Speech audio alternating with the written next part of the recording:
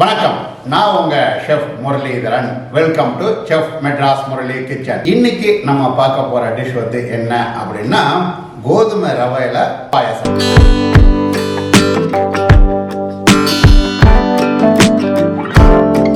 இந்த கோதுமை ரவை பாயசம் செய்யறதுக்கு என்னென்ன தேவையான பொருட்கள் அப்படிங்கறத பார்க்கலாமா? சம்பா கோதுமை ரவை 1 கரண்டி அல்லது 50 கிராம், 2 தேங்காயை நல்லா புழிஞ்சி இந்த மாதிரி 2வது பால் எடுத்துக்கங்க. முதல் பால் இவ்வளவு திக்கா இருக்கணும். வெல்லம் 100 கிராம், வெல்லத்தை வந்து பாகு வச்சு இந்த மாதிரி ஆற வச்சுக்கிட்டு வச்சுக்கங்க. பூவன் பழம் 2, ஏலக்காய் பொடி சிறிதளவு. இப்போ நாம என்ன பண்ணணும் அப்படின்னா இதுக்கு வந்து ஒரு 1/4 டம்ளர் அளவுக்கு நீங்க தண்ணி ஊத்திக்கங்க. அடுப்பை பற்ற வச்சுட்டு நான் என்ன பண்றேன், ஒரு 1/4 டம்ளர் அளவுக்கு தண்ணி ஊத்துறேன். இந்த தண்ணி நல்லா சூடாகணும்.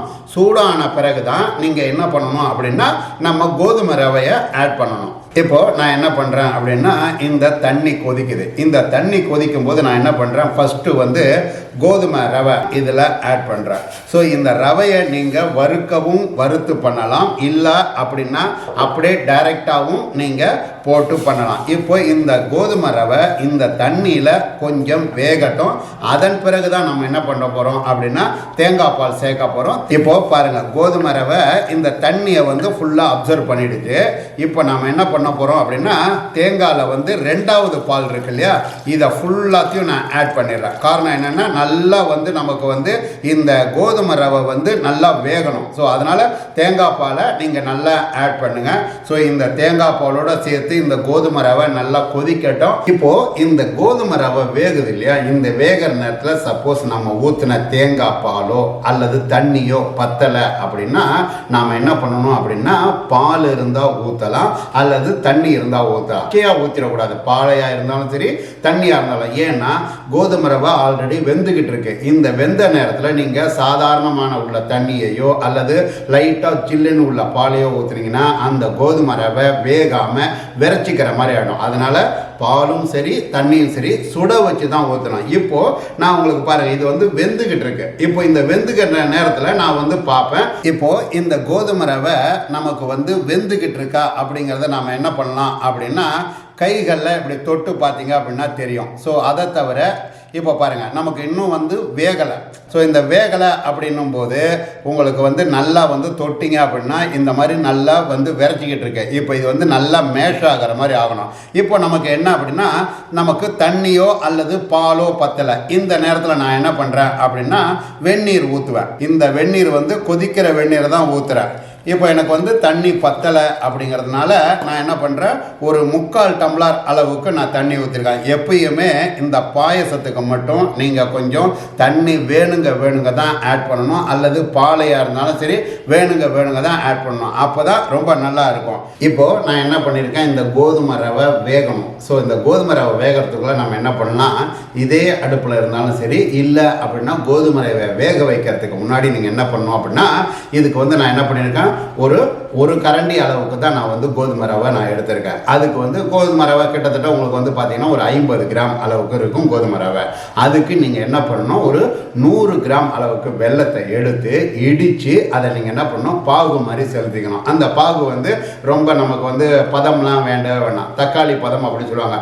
கொஞ்சம் அந்த நம்ம ஊற்றின தண்ணி கொதித்த பிறகு கொதிச்சுட்டு அதை வந்து லைட்டாக வந்து ஒரு திக்னஸ் வரும். இப்போ நான் என்ன பண்ணியிருக்கேன், இந்த பாகு வந்து பாருங்கள் இந்த மாதிரி உங்களுக்கு வந்து பதம் இருக்கணும். அதே சமயம் நாம் தேங்காய் பாலில் இந்த பாகை நம்ம ஊற்ற போகிறோம். அப்போது தேங்காய் பாலில் சூடான வெள்ளைப்பாகை நீங்கள் ஊற்றுனீங்க அப்படின்னா ஒரு மாதிரி திரியாக தயிர் திரியாக ஆன மாதிரி ஆகிடும். அதனால் நீங்கள் என்ன பண்ணணும், வெள்ளைப்பாகை முன்னாடியே ரெடி பண்ணி வச்சுட்டு இப்போ நான் உங்களுக்கு கைகளில் காட்டுறேன் பாருங்கள். கைகளில் காட்டும்போது உங்களுக்கு கையில் நான் வந்து இந்த விரலை இதில் தொடுறேன். ஸோ தொடும்போது இந்த வெள்ளத்தில் சூடே இருக்கக்கூடாது, இதுதான் பதமே.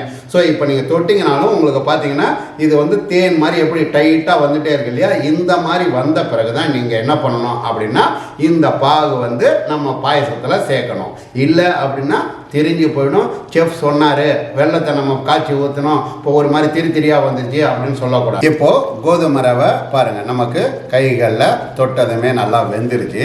இப்போ நான் என்ன பண்ணுறேன், இந்த வெள்ளைப்பாகை நான் இதில் ஆட் பண்ணுறேன். ஸோ வெள்ளைப்பாகை நான் சொன்னேன் எவ்வளோ திக்காக இருக்குது அப்படிங்கிறத. ஸோ நீங்கள் இதுக்கு தகுந்த மாதிரி தான் நீங்கள் ஆட் பண்ணணும். ஃபஸ்ட்டு வெள்ளைப்பாகை ஆட் பண்ணிவிட்டு அப்புறம் தான் நாம் எடுத்து வச்ச முதல் தேங்காய் பால் அதையும் நம்ம ஊற்றணும். இப்போது இந்த வெள்ளைப்பாகை நான் வந்து ஃபுல்லாத்தையும் ஆட் பண்ணலை, எனக்கு தேவையான அளவுக்கு ஆட் பண்ணிவிட்டு அப்புறம் நம்ம ஸ்வீட்னஸை பார்த்துக்கிட்டு நாம் வந்து வெல்லம் வேணும்னா ஊற்றி. இப்போது எனக்கு வந்து கலர் பார்த்தாலே தெரியுது வெல்லம் பத்தலை அப்படிங்கிறது தெரியுது. நான் என்ன பண்ணுறேன், இன்னும் கொஞ்சம் ஒரு 1.5 ஸ்பூன் அளவுக்கு நான் ஆட் பண்ணிக்கிறேன்.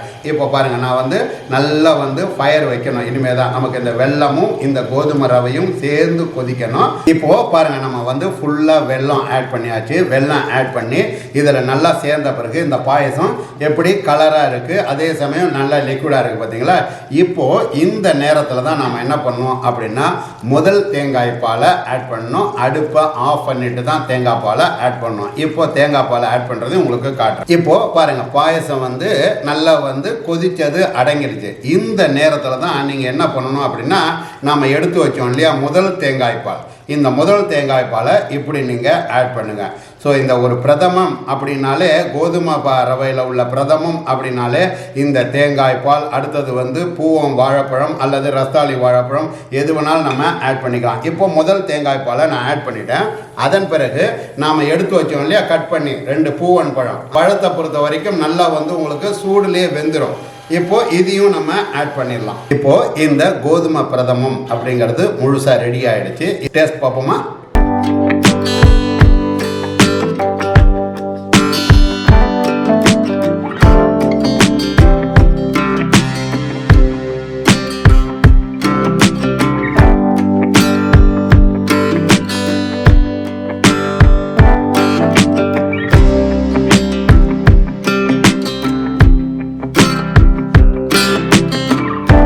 செஃப் மெட்ராஸ் முரளி கிச்சனில் செஞ்ச இந்த டிஷ்ஷை உங்கள் வீட்டில் செஞ்சு பாருங்கள். செஞ்சு பார்த்து உங்களுடைய ஃபீட்பேக்கை கீழே இருக்க கமெண்ட் பாக்ஸில் பதிவு பண்ணுங்கள். இந்த வீடியோ பிடிச்சிருந்தது அப்படின்னா லைக் பண்ணுங்கள், உங்கள் ஃப்ரெண்ட்ஸ்களுக்கு ஷேர் பண்ணுங்கள். இது மாதிரி சூப்பரான வேற ஒரு டிஷ்ஷோட வேற எபிசோடில் உங்களை சந்திக்கிறேன்.